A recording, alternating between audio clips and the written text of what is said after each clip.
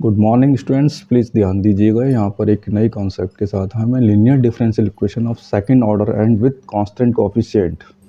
Linear differential equation of second order and with constant coefficient बहुत important concept mathematics में। और इस प्रकार का जो क्वेश्चन आता है उसकी फॉर्म होती है d²y/dx² plus p/dy plus qy equal to r। ध्यान दीजिएगा, d²y/dx² plus p/dy plus qy equal to r, जहाँ पर p और q जो होते हैं कांस्टेंट होते हैं, r भी एक कांस्टेंट है लेकिन फंक्शन ऑफ x होता है। यहाँ पर इस डिफरेंशियल इक्वेशन को सॉल्व करने के लिए हम यूज़ करते हैं डिफरेंशियल ऑपरेटर, जिसका सिंबल होता है d।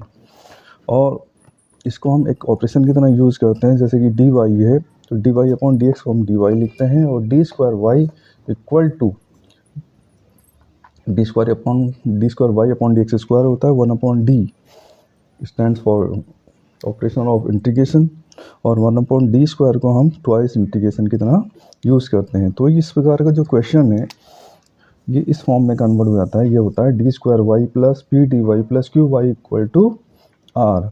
अब इस प्रकार के जो क्वेश्चन को है उसको सॉल्व करने के लिए हम complementary function plus particular integral निकालते हैं। तो इस प्रकार के एक छोटा सा क्वेश्चन हम देख लेते हैं कि कैसे सॉल्व होता है। कोई भी क्वेश्चन हो इस प्रकार को सॉल्व करने के लिए हम टेक्निक यूज़ करते हैं। हमने क्वेश्चन लिखा, सपोज करो d²y/dx² minus 8dy/dx plus 15y equal to 0। अब यहाँ पर इसको ऑपरेटर की फॉर्म में लिख लेते हैं, d² minus 8t plus 15y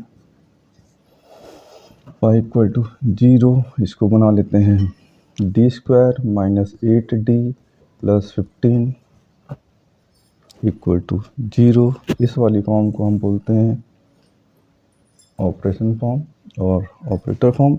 अब इसको हम ऑक्सिलरी फॉर्म में कन्वर्ट करते हैं। ऑक्सिलरी फॉर्म होती क्या है, इसकी m² minus 8m plus 15 equal to 0, इसको बोलते हैं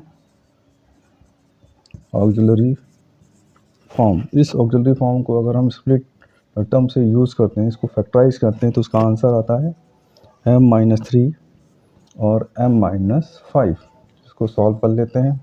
अब इसको सॉल्व करके m इक्वल टू 3 मिलता है और m इक्वल टू 5 मिलता है। ये दो टर्म मिल जाते हैं। अब इसको हम इस फॉर्म में लिखते हैं, इसको सॉल्यूशन के फॉर्म में लिखते हैं। तो इसका रिक्वायर्ड सॉल्यूशन होता है y equal to c1 e की पावर, ये जो 3 रूट आया है उसको लिख देते हैं, और x प्लस c2 e की पावर 5x। ये c1 एक कोफिशिएंट की तरह यूज़ होता है, c2 एक कोफिशिएंट की तरह यूज़ होता है।